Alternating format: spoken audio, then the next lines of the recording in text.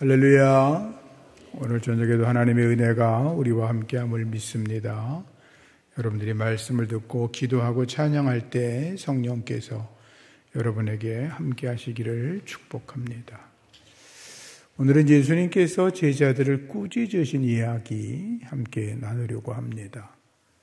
부활하신 예수님께서 제자들에게 나타나셔서 너에게 평강이 있을지어다, 성령 받아라, 또 너희들이 누구를 용서해라, 또 나가서 제자 되라, 이런 여러 가지 말씀들을 하셨는데, 오늘 마가복음 16장의 기록에 보면 예수님께서 제자들을 꾸짖으셨다 이렇게 돼 있어요.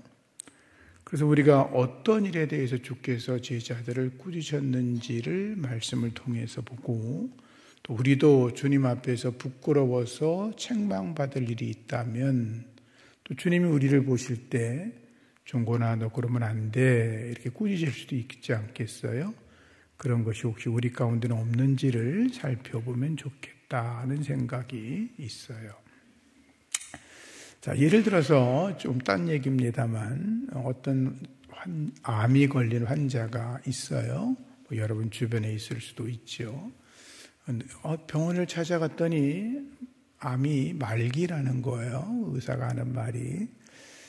내가 보니 한 석 달 정도밖에 못 사실 것 같은데 그냥 살아 계시는 동안에 그냥 잘 드시다가 평안히 이렇게 죽음을 준비하시라고 이렇게 한 의사가 말을 했어요. 그렇게 말을 들었으면 얼마나 충격이겠어요? 그래서 다른 병원으로 가보겠죠.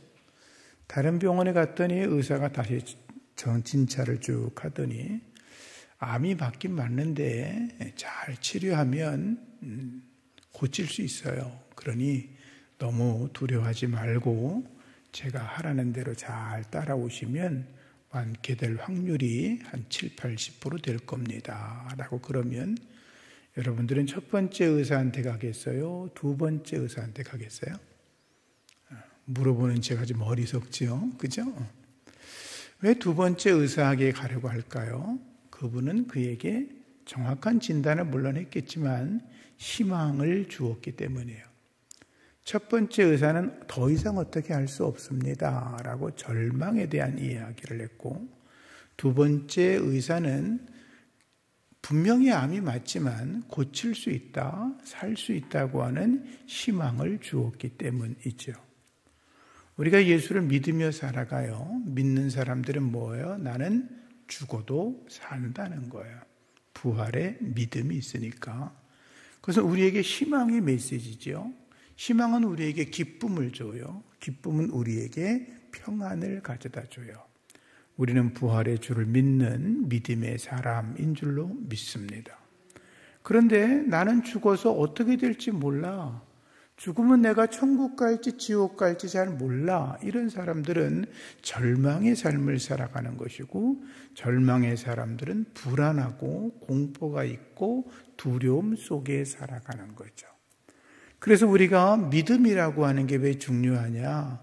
그 믿음은 나를 지켜주는 것이기도 하지만, 나를 구원의 길로 이끌어가기도 하지만, 내 삶의 능력이 되고 내 삶을 희망적으로 끌어가고 내 인생을 주님과 함께 승리의 삶으로 살아가는데 반드시 필요한 것이 믿음이라고 하는 거예요.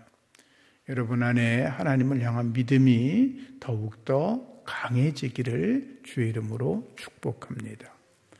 오늘 14절 말씀을 다시 보시면 예수님께서 11명의 제자가 음식을 먹고 있을 때 그들에게 나타나셔서 믿음이 없는 것, 그리고 마음이 완악한 것을 꾸짖었다라고 말씀하고 있지요. 아시는 것처럼 제자들은 3년여간 예수님을 따라다녔습니다. 그들은 예수님의 말을 가장 가까운 곳에서 예수님 말씀을 들었고 그들의 마음판에 새겼습니다. 귀로 듣습니다. 그리고 예수님의 기적 행하심과 능력 행하는 걸 눈으로 보았습니다. 온 몸으로 주님을 체험합니다. 예수님과 함께 먹고 자고 마시고 부둥켜 안고 함께 움직이고 쉬지 않고 생활을 했습니다. 누구보다도 예수님을 향한 신뢰야 예수님을 향한 믿음이 누구보다도 가장 강했던 자들이 바로 제자들이었습니다. 그들 중에 영적인 분별력이나 지혜가 있는 사람이 있었다면 그들은 예수님이 행하시는 모든 일들이 구약에 있는 말씀들의 예언을 성취해 나가고 있다는 걸 이미 알고 있었을 것입니다. 예수님을 따르던 제자들은 예수님을 향하여 강력한 열정도 가지고 있었습니다. 베드로와 어부들이 예수님을 따라 나갈 때 어떻게 합니까? 자기들의 배를 버려둡니다. 자기들의 생업을 포기했다는 것입니다. 부모님을 떠나갑니다. 고향을 떠납니다. 그리고 주님의 제자가 됩니다. 예수님을 위해서 감옥에도 갈 수 있고 죽을 수도 있다고 말합니다. 마태라고 하는 사람은 당시에 가장 돈을 쉽게 잘 벌 수 있는 세리라고 하는 직업을 포기합니다. 모든 걸 다 던져버리고 주님을 따라 나섭니다. 그런데 그들이 예수님에게 칭찬을 받아야 마땅하지 않습니까? 예수님에게 칭찬을 받을 뿐만 아니라 너희들의 수고와 헌신과 노력이 3년여 동안 그렇게 나를 따라다니며 수고했으니 복을 받으라 라고 말을 해도 부족할 텐데 예수님께서는 말씀하시기를 책망하시고 꾸짖었다라고 말씀하고 있는 것입니다. 그것은 부활의 주님을 믿지 않았다고 주께서 말씀하셨어요. 예수님께서는 제자들에게 말씀하십니다. 내가 살아난 것을 너희들에게 이야기했는데도 여러 사람들이 너희들에게 부활의 주님, 예수님이 부활하셨다는 이야기를 했는데도 너희들은 아직까지도 그에 대한 믿음이 없다라고 책망을 하셨다는 거죠. 아시는 것처럼 예수님께서는 공생의 사역 동안에 제자들에게 당신이 십자가에 달려 죽을 것을 3차례 말씀합니다. 3번 말씀하시면서 그 다음 이어서 하신 말씀이 뭐냐 하면 내가 3일 만에 부활한다고 하셨습니다. 그러니까 제자들 중에 단 한 사람이라도 예수님의 말에 귀를 기울이고 있었다면 예수님께서 예루살렘에 들어오시고 대제사장에게 붙잡히고 재판받고 빌라도에게 넘겨지고 이방인에게 넘겨진 뒤에 십자가에 달려 죽으신 사건까지는 봤으니까 그 사건까지만 봤어도 영특한 자가 있었다면 분명히 예수님이 말씀하신 대로 십자가에 달려 죽었으니까 말씀하신 대로 사흘 만에 부활하실 거라는 것을 알고 있었을 겁니다. 그리고 사람들이 예수님이 부활하셨다고 이야기했을 때 마리아가 전하잖아요. 그럼 그들이 그 이야기를 듣고 할렐루야 라고 했어야 되는데 그들 중에는 여전히 마음이 완악하고 믿음이 없어서 부활을 믿지 못했다라고 하는 거죠. 예수님께서 바리새인도 꾸짖기도 하시고 여러 형태의 꾸짖는 말씀이 나오는데 제자들을 향하여 꾸짖는 말씀 중에 가장 많은 것이 뭐냐 하면 믿음이 없다라고 하는 말씀이에요. 저도 여러분도 믿음이 있다고 말하죠. 제자들도 예수님을 향하여 우리가 믿음이 있습니다 라고 말했을 겁니다. 근데 예수님은 제자들에게 왜 너희가 믿음이 없냐라고 말씀을 하시죠. 믿음이 없는 세대야 내가 얼마나 너희와 함께 있으며 내가 얼마나 너희를 참으리요 라는 말씀이 있어요. 마가복음 9장에 보면 어떤 아버지가 벙어리 귀신 들린 아이를 데리고 옵니다. 제자들에게 고쳐달라고 하는데 제자들이 여러 형태로 기도를 하고 애를 썼지만 그 아이를 치료하지 못합니다. 예수님이 변화산에서 기도하고 내려오시다가 그 현장을 가십니다. 그러니까 그의 아버지가 말하죠. 예수님, 우리 아이를 좀 고쳐주세요. 제자들이 능히 고치지 못하더이다. 제발 우리 아이 좀 고쳐주세요. 라고 했을 때 예수님께서 그냥 고치시면 되는데 굳이 예수님이 제자들에게 말씀하셨습니다. 이 믿음이 없는 세대야. 내가 너희와 이만큼 함께 있었으면 되는 거 아니니? 내가 얼마나 너희와 더 있어야 되겠냐? 내가 얼마나 너희를 대해서 너희의 믿음 없는 걸 더 참아내야 되겠냐? 이렇게 오히려 주님이 책망하죠. 그러면서 그 아이를 데리고 오라고 말씀하시고 벙어리 귀신을 쫓아내고 그 아이를 치료해 주십니다.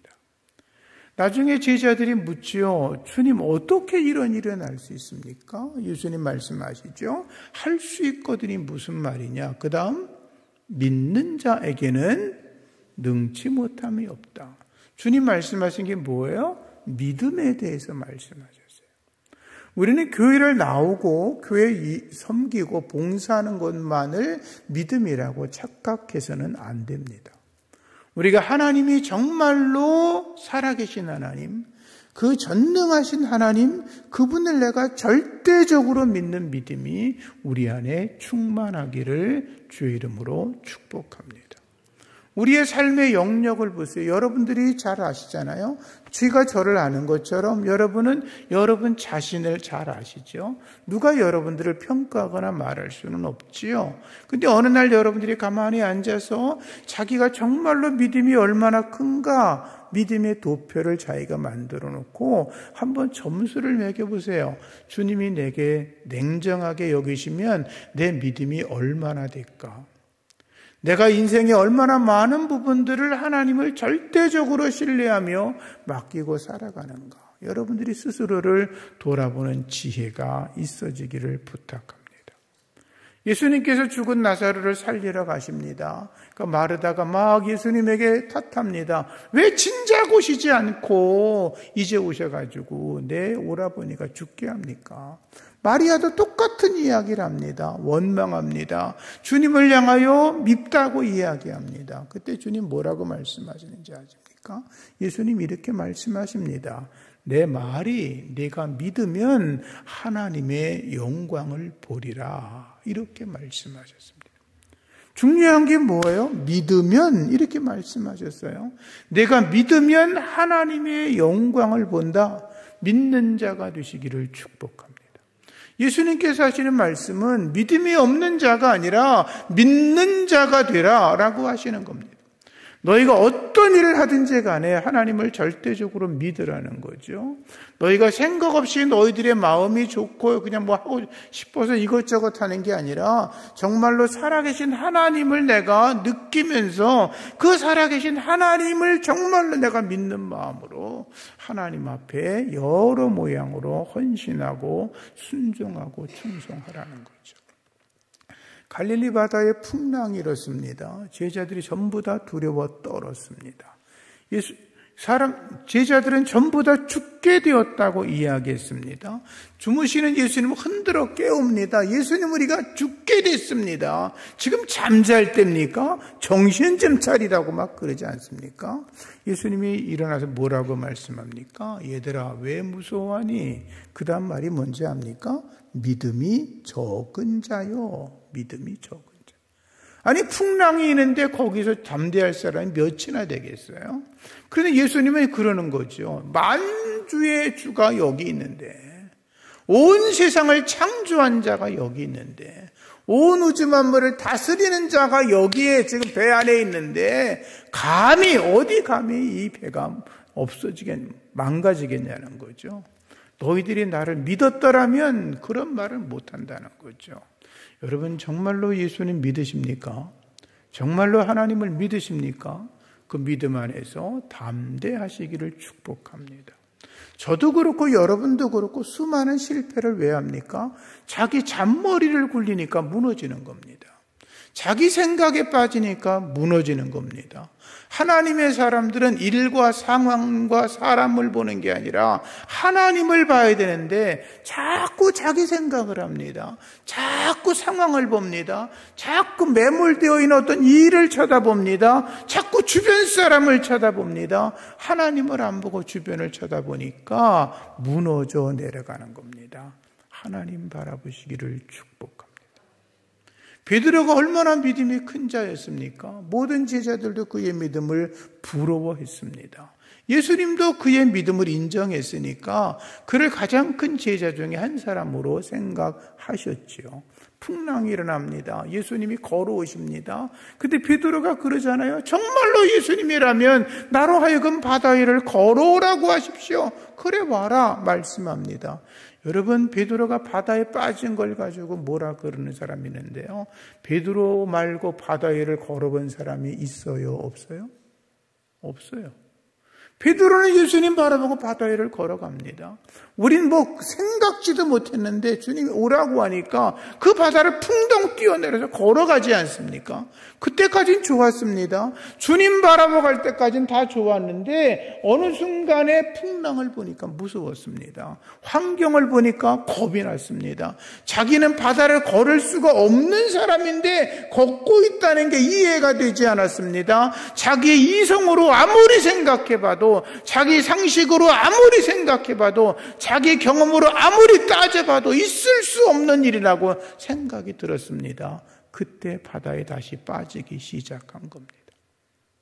우리의 믿음이 그렇습니다. 하나님을 향하여 계속 나아갈 때는 문제가 없는데 자꾸 주변을 돌아보고 나 자신을 돌아보고 환경을 돌아보고 이것저것 따져나가니까 하나님을 향하여 나가다가 멈칫하는 겁니다.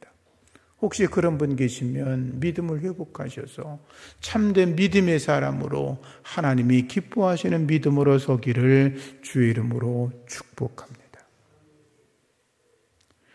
예수님이 도마한테 말씀하시죠. 믿음 없는 자가 되지 말고 믿는 자가 되라. 그래요. 베드로가 물에 빠졌을 때 예수님께서 베드로에게 뭐라 그런지 아시죠? 이 믿음이 작은 자야 어찌 의심했느냐 그러죠. 예수님은 우리의 믿음이 작은 것, 믿음의 분량이 적은 것, 그것을 책망하세요. 여러분들의 믿음이 더 커지기를 주의 이름으로 축복합니다. 예수님께서는 제자들의 마음이 완악한 것을 꾸짖었다. 완악하다 이런 표현이 나오죠. 완악하다는 건 마음이 돌처럼 굳어버렸다는 거예요. 딱딱해요. 들어갈 자리가 없어. 하나님의 말씀이 들어가야 되는데 돌처럼 꽉 차 있어가지고 하나님 말씀이 들어갈 자리가 없어요. 하나님의 은혜가 들어가서 그 속에 성령의 불이 타올라야 되는데 얼마나 마음이 완악한지 그 마음이 얼음덩어리처럼 냉각이 돼서 차갑다는 거예요. 그게 완악하다는 거예요. 하나님의 은혜가 들어갈 자리가 없어요. 여러분 속에 하나님의 은혜가 더 스며들어가 여러분 안에 충만하시기를 축복합니다. 내 안에 내가 아니라 성령이 내 안에 들어와서 나를 다스리시고 내 마음의 주인이 나가 아니라 성령님이 주인이 되시고 내가 모든 인생의 결정권자가 아니라 주님이 내 인생의 결정권자가 되어야 그 사람이 믿음이 큰 것입니다. 또 그런 자가 바로 성령 충만한 사람이라고 하는 거죠. 여러분들이 성령 충만하기를 주의 이름으로 축복합니다. 앞서 얘기했지만 제자들은 예수님에게 3번이나 들었습니다. 내가 예루살렘에 올라갈 거야. 대제사장이 붙잡힐 거야. 체포될 거야. 신문당할 거야. 이방 사람 빌라도에게 넘겨질 거야. 재판을 받을 거야. 내가 십자가에 달려 죽을 거야. 그런데 제자들은 들은 척도 하지 않았습니다. 여러분 중에 그런 분이 계실 겁니다. 제가 설교하면 들은 척도 안 하는 분이 계실 겁니다. 그딴 설교 다 아는 거. 그거 이런 분이 계실 겁니다. 하나님의 말씀이 내 귀에 들리는데 귀를 막아버리면 그에게는 믿음이 자라지 않습니다. 그의 믿음의 삶은 이미 끝난 것입니다. 여러분의 마음을 여시고 하나님의 말씀을 새겨 들으시기를 축복합니다. 제자들은 예수님이 죽을 거라는 생각을 하지 않은 거죠. 아니 죽으면 안 된다고 생각을 했죠. 그러니까 베드로가 예수님의 멱살을 붙잡고 항변하잖아요. 절대로 안 됩니다. 절대로 안 됩니다. 자기 생각에 빠져 그런 거예요. 그러나 주님은 십자가의 길을 걸어가십니다. 그리고 부활하셨습니다. 우리의 마음이 열려 있어야 합니다. 사도행전 28장에 보면 거기에 사도 바울이 이제 로마에 호송되었습니다. 거기서 이제 어느 집에서 감금 상태로 생활하고 있는데 바울을 만나는 수많은 사람들이 찾아왔습니다. 바울의 소문을 듣고 찾아온 사람들에게 바울이 복음을 전합니다. 성경은 그들 중에 어떤 이는 복음을 받아들여 예수를 믿고 어떤 이들은 복음을 받아들이지 않았다라고 했는데, 그 말씀에, 그 뒤에 이런 말씀이 나옵니다. 이사야서 6장 9절 이하의 말씀을 거기 반복하여 인용하고 있는데 이런 말씀입니다. 너희가 듣기는 들어도 도무지 깨닫지 못하며 보기는 보아도 도무지 알지 못한다. 그 다음 말씀이 이 백성이 마음이 완악하다 이렇게 되어 있습니다. 마음이 완악해서 하나님의 말씀이 더 이상 들어가지 않는다는 거예요. 하나님의 말씀이 우리 안에 충만하게 들어오는 자가 은혜로운 자입니다. 하나님의 말씀이 나를 다스리고 나를 지배하고 나를 움직이는 그런 사람들이 성령 충만한 사람이고, 그들이 바로 복받은 사람들입니다. 여러분들 주 안에서 복된 자가 되기를 축복합니다. 그래서 믿음이 큰 자가 기도할 때 하나님이 감동하시는 겁니다. 믿음 없는 자가 기도하는데 하나님이 무슨 응답을 하겠어요? 믿고 기도하는 자, 담대한 믿음으로 부르짖어 기도하는 사람들, 하나님은 그들의 기도를 들으시고 역사해 주시는 것입니다. 일반적으로 사람들은 눈에 보이는 것만을 믿으려고 합니다.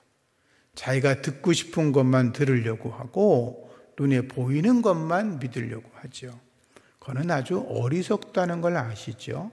우리가 흔히 빙산의 일각이란 말을 씁니다.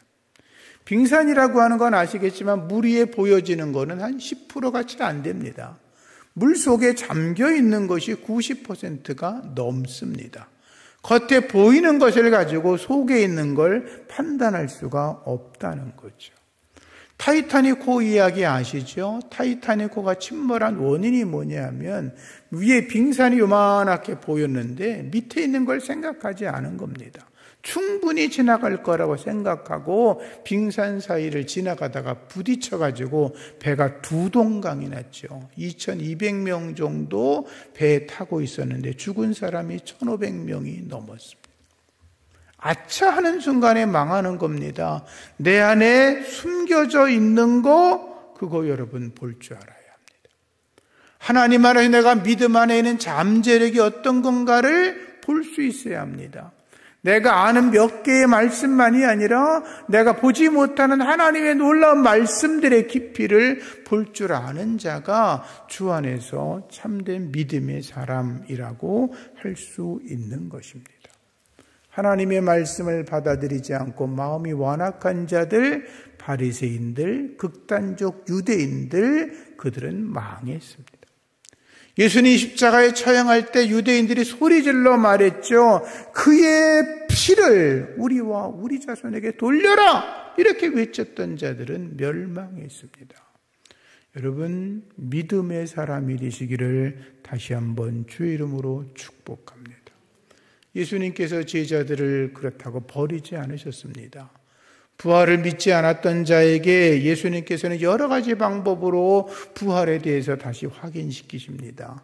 예수님이 그들에게 손과 옆구리를 보이면서 당신이 십자가에 달렸던 모습을 보여주셨고, 예수님은 엠마오 길에 지나가는 2명의 제자들에게 하나님의 말씀 성경을 풀어주며 그들의 마음을 뜨겁게 해서 그들이 부활의 주님을 경험하게 하였고, 예수님은 제자들을 향하여 성령 받으라 말씀하며 그들에게 성령을 부어주심으로 그들이 부활의 주님을 볼 수 있도록 은혜 베풀어 주셨습니다. 사랑하는 성도님들, 우리는 성령 받기에 힘써야 합니다. 이미 내가 성령을 받았다라고 생각하시는 분들, 다시 한번 성령의 충만함으로 하나님 앞에 더 큰 은혜와 믿음으로 나가셔야 될 줄로 믿습니다. 성령 받아야 됩니다. 늘 기도할 때마다 하나님의 성령을 경험하셔야 합니다.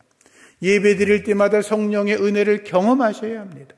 어떤 분들은 예배 드리다가 찬송하다가 하나님의 성령의 은혜가 충만한 걸 느끼는데, 어떤 분들은 찬송하고 말씀 듣고 기도하는데 아무런 감동이 없으면 성령이 문제입니까? 내가 문제입니까? 이해가 되시죠? 내 안에 문제가 있는 겁니다. 이 시간도 하나님의 성령께서 우리에게 말씀하시고 우리가 하나님 앞에 더욱더 찬송하고 기도로 부르짖으며 하나님의 성령의 은혜로 경험하기를 하나님은 원하고 계십니다.